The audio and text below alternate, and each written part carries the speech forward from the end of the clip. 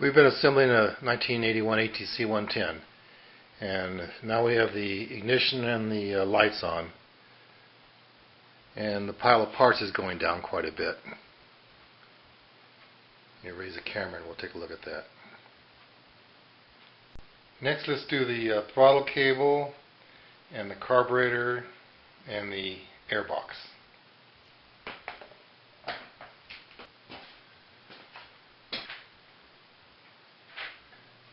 Next, we're going to assemble the throttle cable and then the carburetor and then the air box.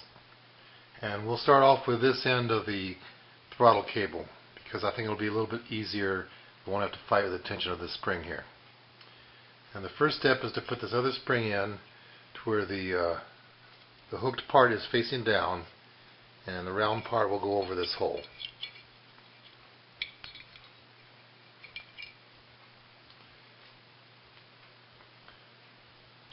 Next we'll insert the throttle cable into this part here.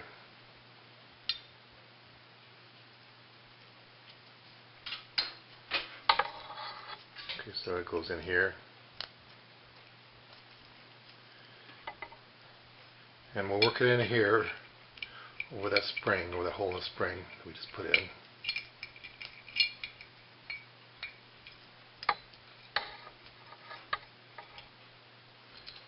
Okay, now this part here, there's three parts here.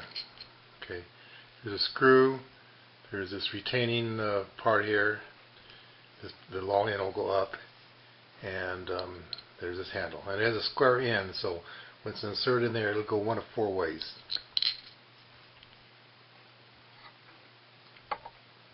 So we'll put it in here and thread it in. We won't necessarily thread it in all the way, but we'll get the thread started in here.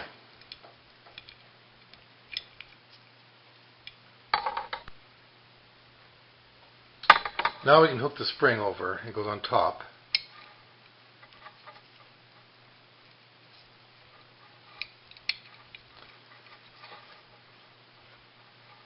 Okay, and it'll be right if this handle is pretty much lined up with this bar here.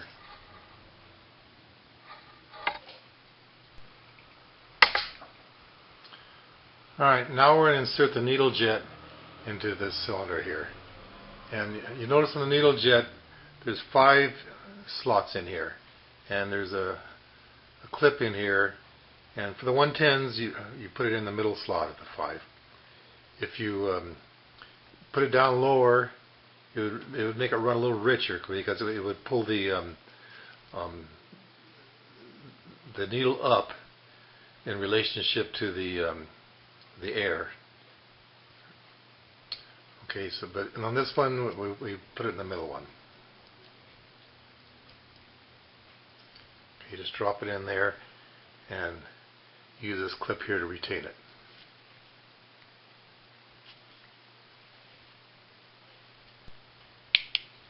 Alright, when it's in, it'll look like this.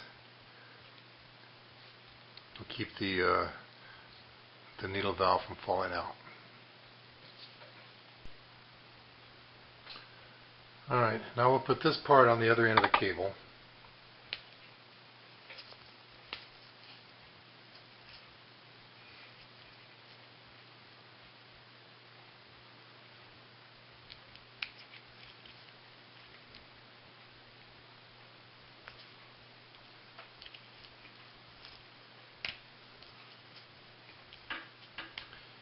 And then the spring goes on.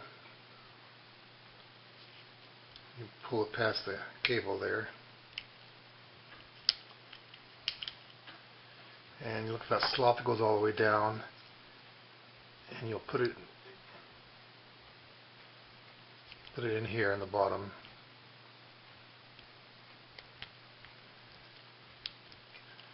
And the cable will go into the slot. Okay, and that is done.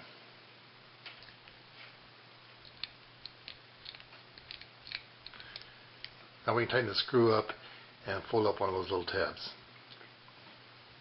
Now we're ready to install the electrical wire there and seal up this box here.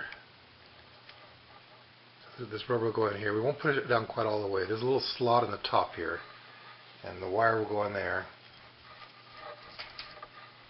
And then you push everything down, and you secure it up with these 2 screws here.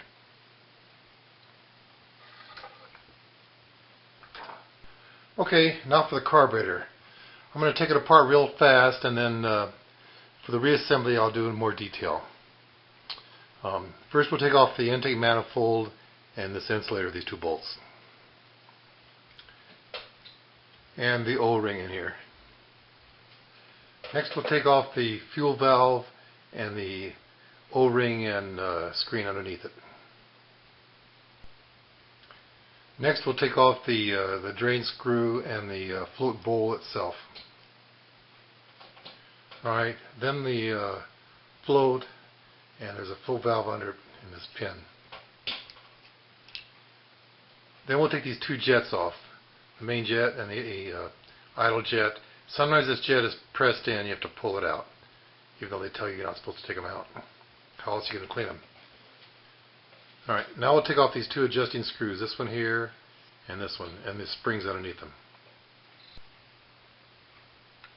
Now we'll take the choke off, and to do that you take this 1 screw off here that holds the guard on, and there's 2 Phillips head screws in here.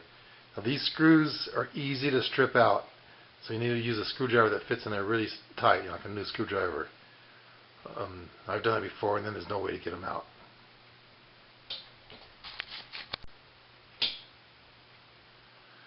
Okay, there it is.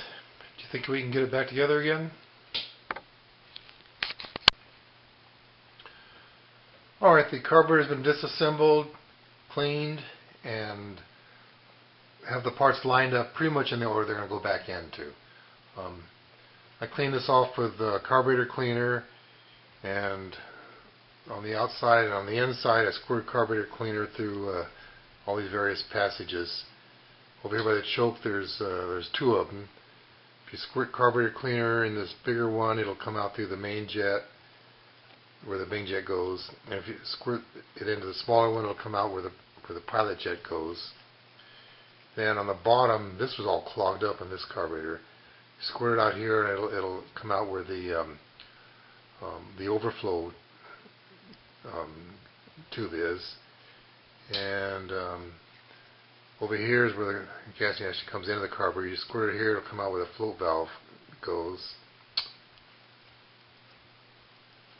And if you squirt it in here, it'll come out. There's a little tiny hole in the bottom here, and it'll come out there. And on the float cover, you squirt in here and here. These things are all interconnected, and there's a hole here in the bottom, the very bottom, because this is a drain tube. You know, this here's a drain tube. Alright, we're going to start assembling, and the first thing we'll assemble is the choke, and that's this row of parts here. And we'll start off with these 3 parts here first.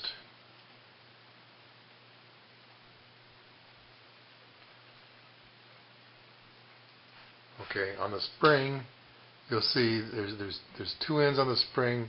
One of them has a little hook and one is straight. Well, we're going to put the one with the hook on it first, or this rod, and on the lever here, there's this end that's just round, and then there's a little bit larger end that has a little plastic post in it.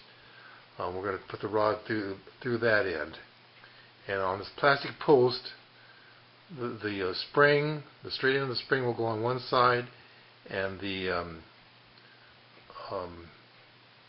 and this little part here will go on the other side of the post.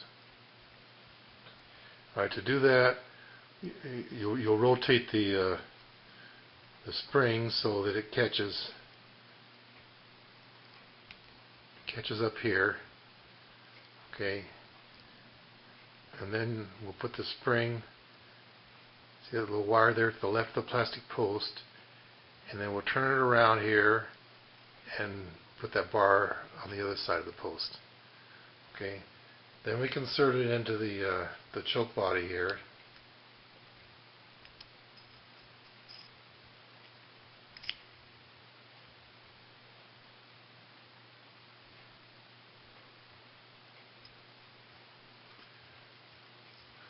Okay. Next, we want to put this this choke guard on. Okay. And to do that, there's a little slot here, and we're going to put it on the slot first. We'll pull this out a little bit. Keep all this together so that the spring doesn't spring.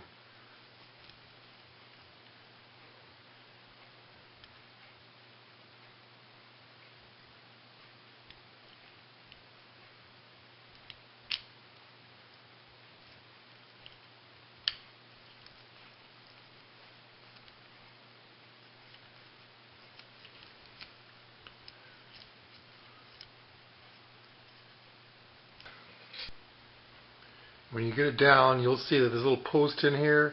It stops the plastic lever either way. So it goes like about a quarter of a turn. And okay, when the choke is clockwise, the choke is off, and you'll feel it's firm here. And when you turn it on, you'll feel the spring action on this. Okay, that means you got it on right. So go ahead and put the screw on here to hold this trigger guard on.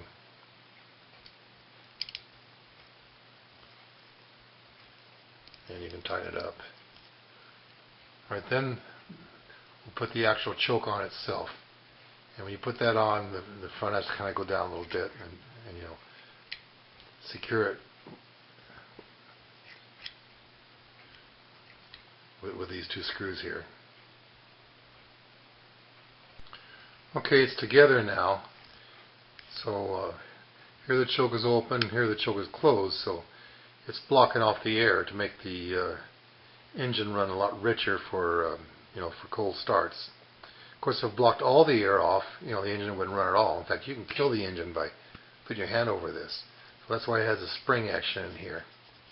And I think it probably sucks some air in here too, so you don't block it off 100%. Okay. Next we'll put this adjusting screw on and the spring. And it goes on the side here.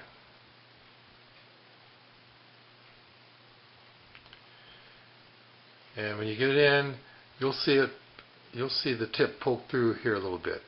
And what that does is it keeps the slide from going down all the way. And as you turn it in, it pushes the slide up more and more. So this is your idle speed adjustment. I don't know if you can see on there, but the tip is just starting to stick through a little bit. Next we're going to install this spring and the screw for adjusting the idle speed fuel air mixture.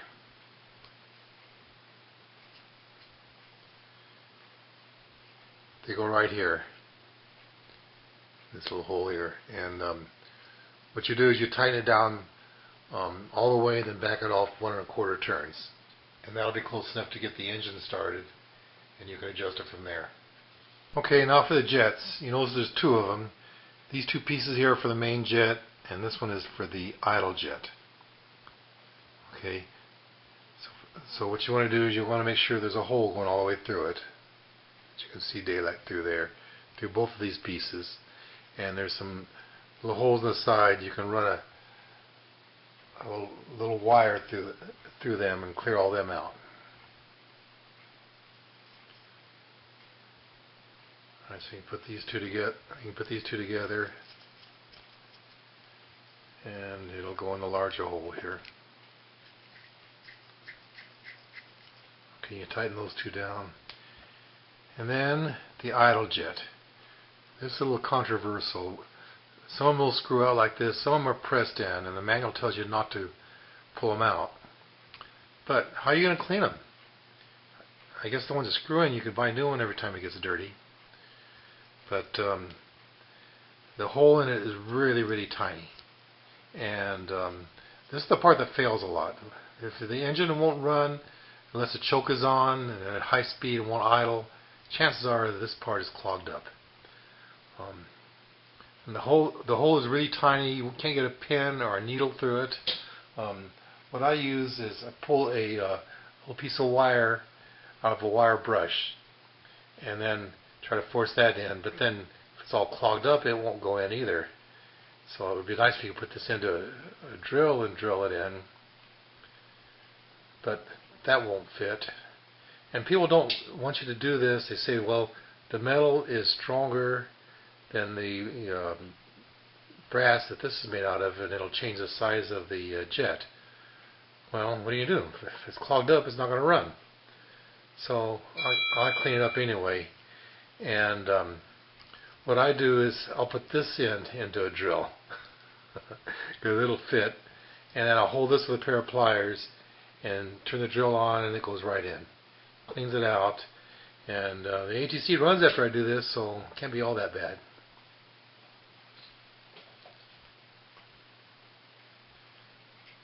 So you screw it in the hole next to the main jet. Screw it in or press it in, depending on the kind you have. Alright, now we'll install the float and float and the float valve. So you take the float valve and you'll hang it. Let's see how you do that. Or you take the float valve and you'll hang it off the float like this, okay? And then carefully let it go down to the hole.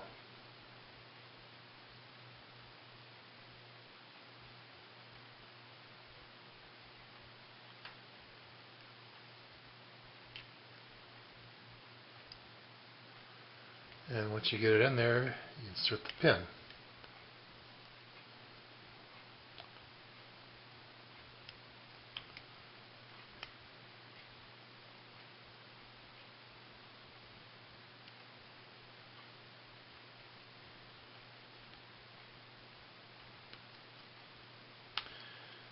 Alright, then you put the bowl on, and you notice it goes one way. There's two holes next to each other.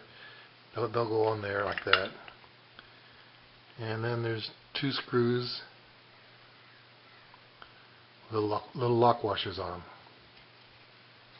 The float bowl is on now, so this screw here, and has a little O-ring on it, it'll go in the bottom of the float bowl.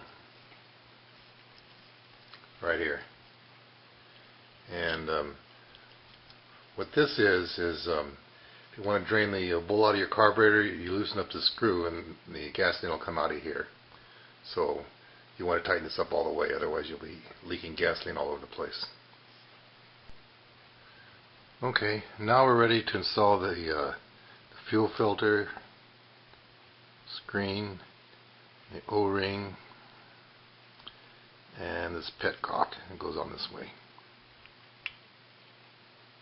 And there's two little screws here with two little tiny washers on them.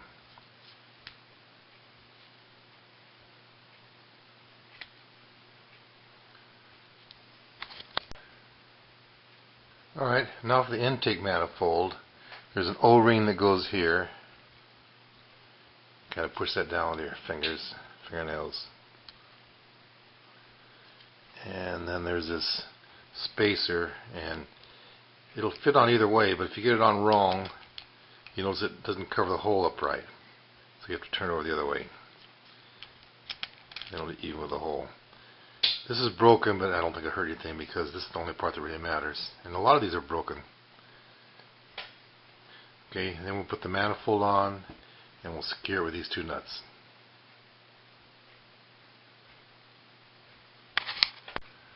Okay, the manifold is on. Now we'll attach these two hoses. One goes to the drain side, and the other one goes to the overflow.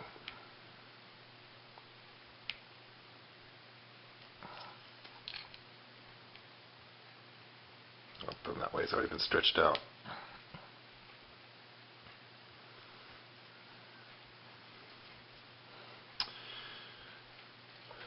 Alright, well, it's all assembled. There is a cap that goes on the this choke lever, but I don't have one.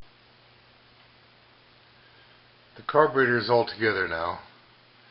So we can go ahead and put it on the ATC, and we put this gasket between the intake manifold and the cylinder head, and we'll attach it with these 2 bolts. And then we'll put the throttle assembly in the top here. It's already on the ATC, but I have another one here for demonstration. You'll see on the slide there's 2 slots. One goes all the way, and it's a narrower slot, and it'll go in the back. And then the wider one will go towards the front here, where this idle adjusting screw is. And it'll only go on one way, but just screw it down then, and that's it. Next we'll do the air filter. Okay, here's the air filter box, and this is a drain tube and clamp that go on here.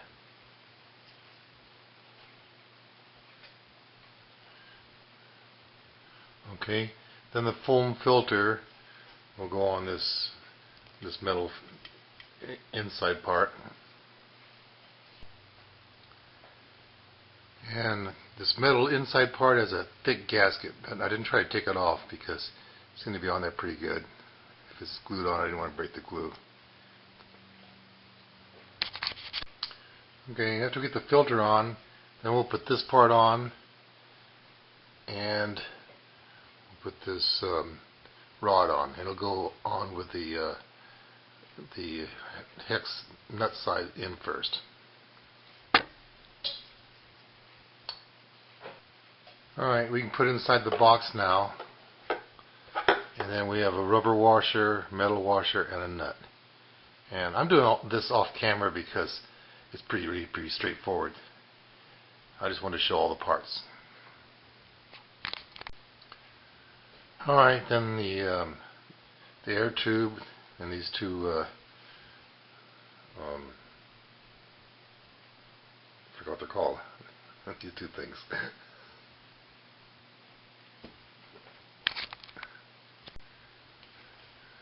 Okay, clamps. I know that's a hard word.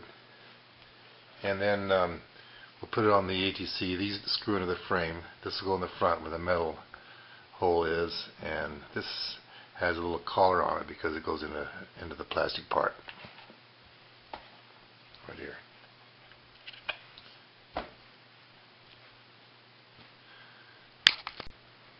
Here are the 3 air boxes that are used on the ATC 110s. Here's the one that we just looked at, and when it's mounted on the side of the engine, you notice that the intake is on the top. It brings air in from under the seat.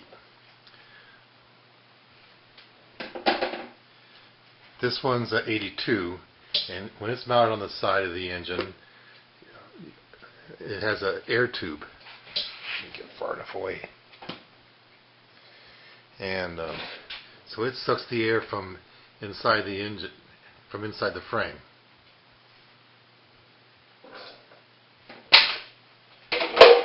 And this one was used from 83 to 85, and the air tube idea is the same, except it's round. And the box is sitting like this on the frame, and has a lid screws down on here, and here's the inside part of it. Okay, well that completes the video on the carburetor and the air boxes, so thanks for watching.